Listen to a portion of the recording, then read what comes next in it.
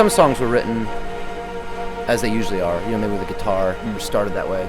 But a lot of them too were just started from like just spending like days or like weeks manipulating, like, you know, like having friends over, having 2 drummers play at once for like 20 minutes and just recording it, and then like spending time just listening and like messing around with it and cutting it up, you know, on the tape and the samplers, and arriving at something and then adding and dumping it back to tape, and then kind of building up these songs and writing them almost with like, once there was like a backbone, then playing around with like melodies and what could happen with them. And a lot of them went through, you know, like 15 different versions. Or you get the saxophone?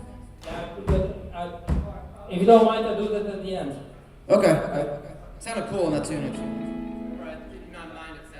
Are you an analog enthusiast, or is digital something you would be willing to work with? It doesn't really matter. With? I think for me, I think that whole debate is kind of pointless, because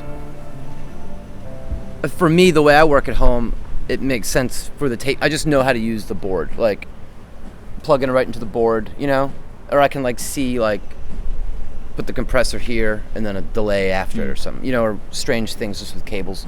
Computers, I don't really understand Pro Tools, but people who've worked on the records obviously do. Like Jeff, his studio, actually we have the same tape machine, so I would do stuff at home and then bring the tapes over and put it on his machine, which was actually one of the ways. That's actually what we did at the end of Wagon Wheel, and that actually was, that opened my mind a lot more to this process too, because I could do stuff at home, bring it over to Jeff's, transfer it in to Pro Tools, and then also fly it back, like work on it for a couple days at his place, because he's got a really nice studio, and then fly it back to tape, and then work on more stuff at home, do guitars at home, or cut stuff up, and then bring it back. So kind of like 2 analog hard drive.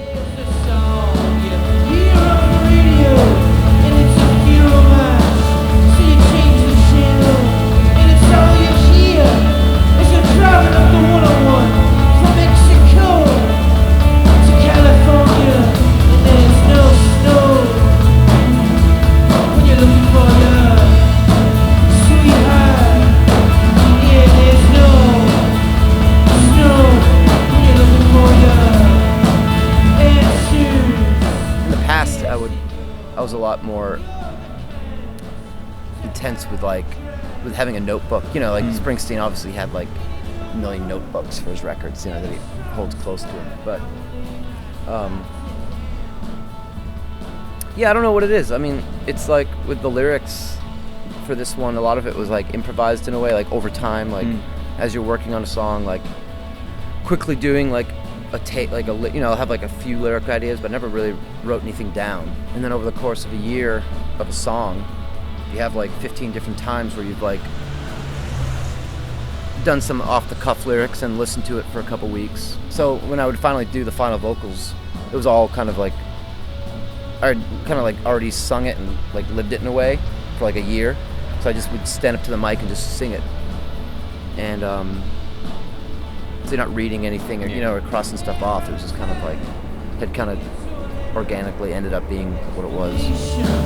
You've been dead and gone, barking up a new tree, and adding up some new friends, and scaring off the families, and tightening up your loose ends, chasing squirrels round your property, making sure that they know that this is your kingdom, and nothing could stop it. Instrumentals on this record are actually, a lot of them are kind of like references of songs that on other songs on the record. Like early versions or just an idea, like that original Slave song with the harmonica. That's actually, the drum machine in the back of that is what I was talking about, with like 2 drummers playing, and then it was like dubbed out and cut up. And that was just that was right when I did that, and I had these tones and I put behind it. And then I was like, oh, I want to listen to this in the car, so I just dumped it, recorded it to a cassette, and then as it was recording, I was just playing harmonica along to it, through the space echo. And then I listened to it, and I was like, wow, it's fucking, sounds great. So I never remixed it, I just kind of had that rough little thing. But that ended up being like Your Love Is Calling My Name. It's the same drum track and the same wall of tones in the back. But it was like, 3.5, 4 years separated. Looking for a friend.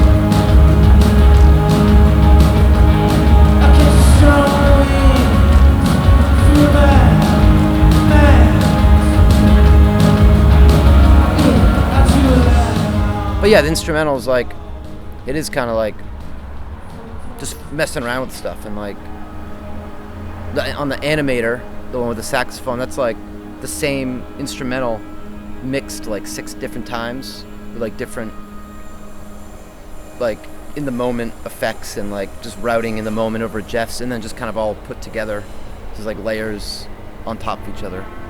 So we definitely, there's no like specific vision really with any of it, you know. It just kind See of what comes out. Yeah, it's kind of, you just work on it until you just feel like it's something special, and that like until it sounds, I guess I don't know what it's supposed to sound like, but I know when it sounds like it should or something.